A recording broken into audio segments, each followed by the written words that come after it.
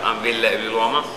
This is Heart Roasters. This is a coffee shop in Portland, and we roast coffee on site. We specialize in roasting lighter and really going for the flavor for the coffee where it's from, not for the taste of roast. The idea was to have a place that did not feel like Portland. Very different.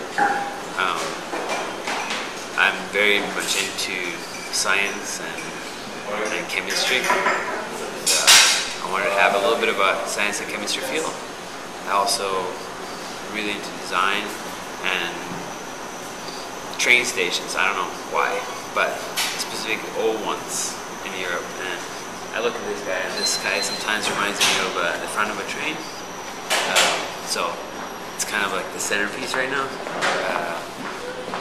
But the idea is to create a space where people come and they feel like they have options of trying different ways of coffee that they have ever had. And what we do is we do a lot of experiments to try to get that perfect cup. We roast lots of different profiles for each coffee to find the perfect profile, and then we do the same thing with brewing. And we have systems, so when we find that perfect way of brewing it, we repeat it so it's consistent. So you don't come here and it's just that. It's not just because we do tests and try to make experience with brewing or roasting doesn't mean that it's going to be different every single time. We're still at like consistency, so I can't forget about that. But there's a lot of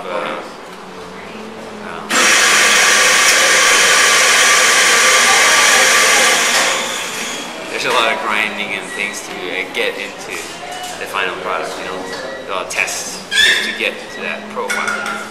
And you know, I want to be more consistent. I think that's like really important to be more consistent. But it's still, I don't want to like think that I have this one recipe and it works for everything. I think you gotta treat coffee because it's different every single time.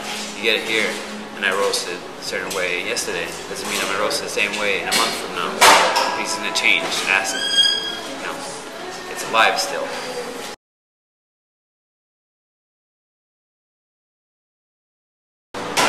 I didn't know what it was like to start a business. I didn't know at all anything about business. I had a lot of information about coffee and passion about coffee, but I didn't know how it was to run a place. So I think in the last 6 months I've had to work a lot, because after being open for about 7 or 8 months, I realized that the business wasn't making any money, and it wasn't even close, and I just like was running out of resources.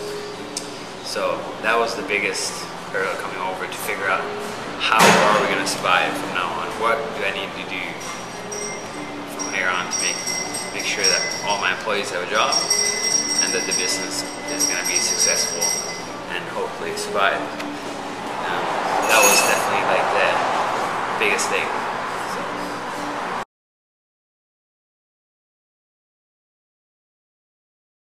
It's a very competitive market with coffee, so there can be sometimes a little bit of politics involved. Sometimes when I buy green coffee, some coffee isn't available for us, and that's just because of other competitors in town might have hold on it because they're buying more coffee, and so it's kind of like, you know, monopoly in that sense of coffee and green coffee.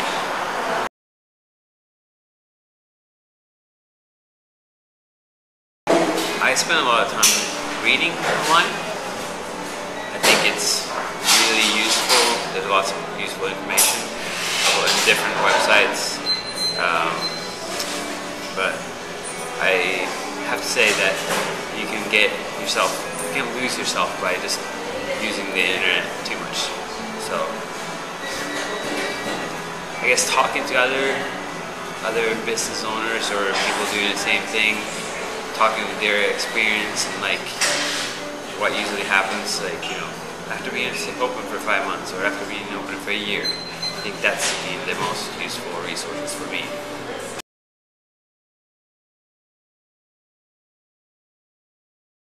So right now we are in a stage of kind of growing to a certain point where we can like, either we go from here, really push it to the next level, or we kind of hold back and just slowly work at it. But it's kind of one of those things that you get chances of, like say, you have a space available, that a different second location that's a really good deal, and there's people who want to be involved, and it's just like sometimes it's like the right time, and if you don't take that right time, it might not come again. So I'm at that point where I feel like it might be the right time to do a couple of moves for the business as far as like expanding things. And I'm afraid right now, being if I'm gonna hold back, those opportunities might not come. But also the consequences, if I jump forward and they don't work out the right way, could really hurt the company. So, no matter what, this guy right here, it needs to move into a different location, and we need to get a smaller version in here. So, as coffee we're trying to get more in specialty, more and more in specialty.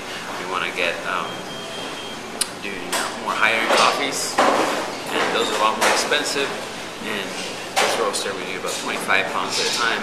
So if we mess up 25 pounds of a coffee that's really expensive, it's like $200 we throw away. And it's too expensive. So we have to have something smaller, like a third of the size that we roast at once.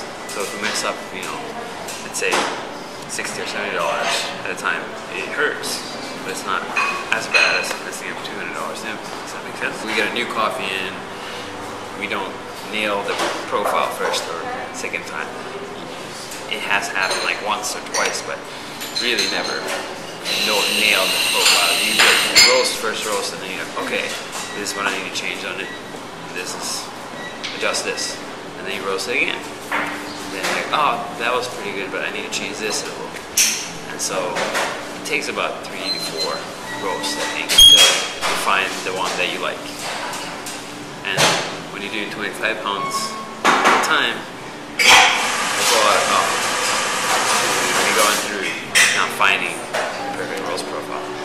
And then on top of it, you're really focusing on higher end coffees, the more expensive stuff. Yeah. Big. But at the same time, we're roasting enough where we need a roaster this size. So we're gonna get to a point where we need to have 2 roasters. That's where we're at.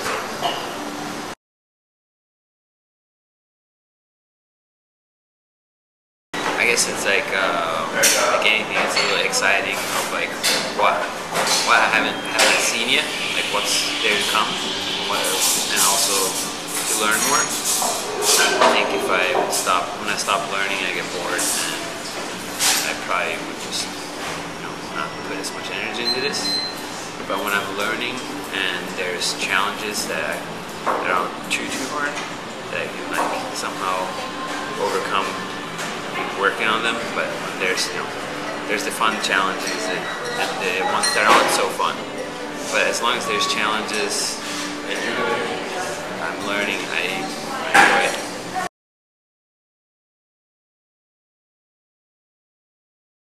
In the coffee world, there's several different people that have done a great job.